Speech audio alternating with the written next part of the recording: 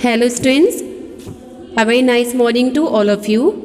Dear students of class 2nd, students, how are you all? I think all are fit and fine. So students, now I am here with the English course book, and as well as you all know well, we have started the chapter 6 and the name of the chapter is Amina and her room. And I think you all have remember, okay, explanation work is going on, okay. Chapter explaining is going on. So we have done some passages for explanation, and now the last passage was remained to explain there. So today we will complete that one. So all of you, let's start to open your book and take out the page number 72 today. 72. Open the page number 72. किया सब लोगों ने open? Okay, good.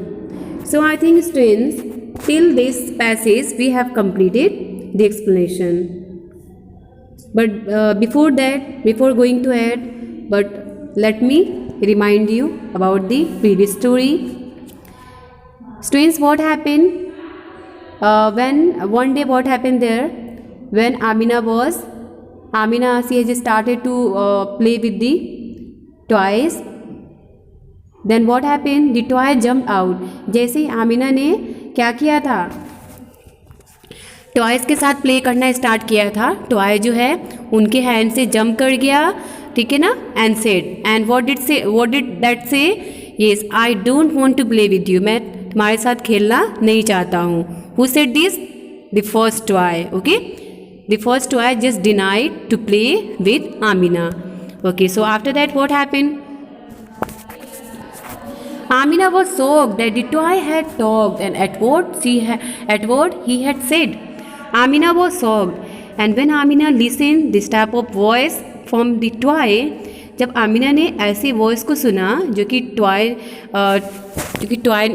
Talking कर रहा था या toy की sound थी, तो आमिना क्या हो गई? बहुत ही शॉक्ड हो गई. That the toy had talk. क्यों? क्योंकि टॉय जो है उन्होंने टॉक किया था, टॉकिंग किया था. किससे? आमिना से. And at what he had said, और टॉय ने क्या कहा था? The same thing happened with every toy she touched. And after that जैसे ही आमिना नेक्स्ट टॉयज़ क्या करती थी? टच करने जाती थी, उससे प्लेइंग करने जाती थी, सारे टॉयज़ जो हैं वो उनके साथ सेम थिंग्स होते थे. सारे टॉयज़ जो हैं वो जंप करते थे, और जंप अपने उनके हैंड से जंप होते थे. जंप करने के बाद फ्लोर पे फॉलन हो जाते थे, एंड उसके बाद सारे जो टॉयज़ हैं वो प्ले करने के लिए मना कर देते थे, ठीक है ना, डिनाई कर देते थे. And old teddy bear told her, and with in these toys and old teddy, उन सारे टॉयज़ में से एक ओल्ड टेडी बियर थी, टोल्ड हर, जिसने आमिना से कहा, we don't want to play with you, हम तुम्हारे साथ खेलना नहीं चाहते हैं, और हम आपके साथ खेलना नहीं चाहते हैं. You always leave us away from our proper places.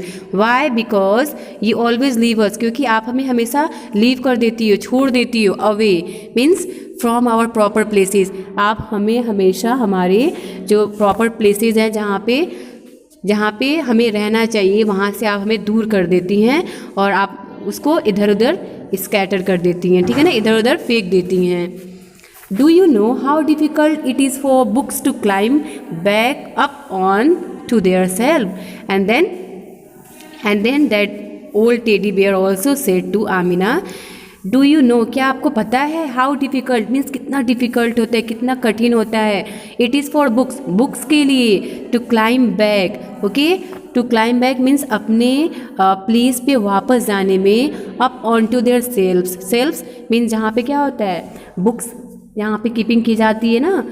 Racks to keep books and toys means एक रैक होता है जिसपे हम क्या करते हैं, बुक्स और टॉयज़ को क्या करते हैं, कीप करते हैं, रखते हैं, ठीक है.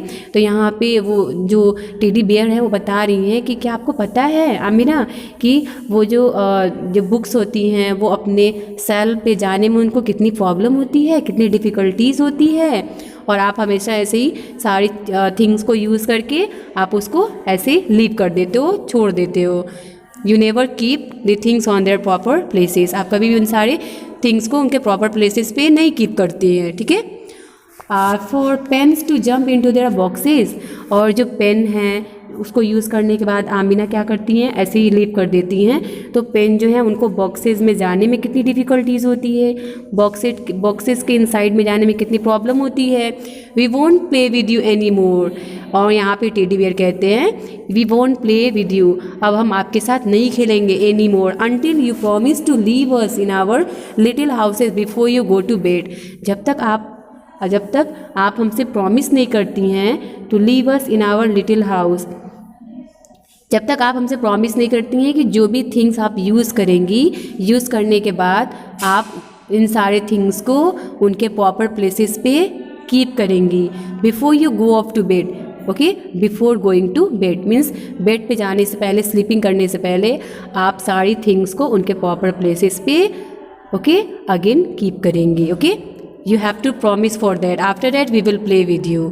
It was the condition with the Amina by the toys.